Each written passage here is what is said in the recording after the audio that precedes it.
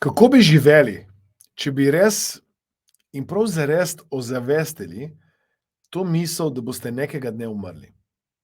Moje ime je Aleksander in jaz vem, da teoretično vi veste, da nekega dne se vaše življenje na tem planetu zaključi.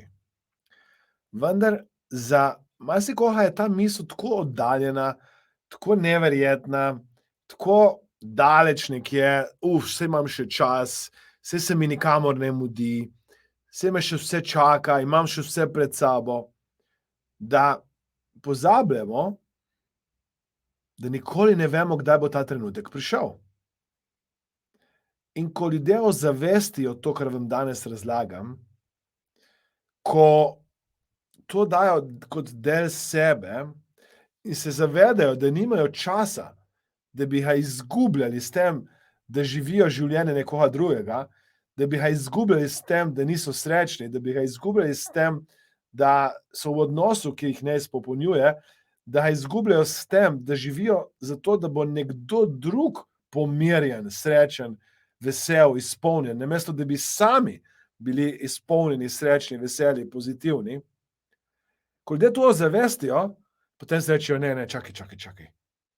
Nimam toliko časa. Kaj je res pomembno? S kom? Na kakšen način želim preživeti preostanek življenja?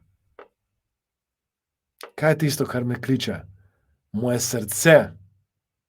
Kaj je tisto, kar imam v sebi?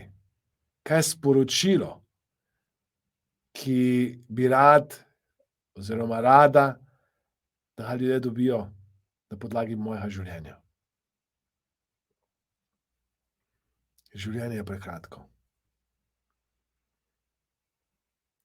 In trenutek se spremeni v več trenutkov, iz teh je sestavljena minuta, več minut sestavlja uro, več ur sestavlja dan, več dni teden, mesec, leto, desetletje, stoletje in že nas ni več.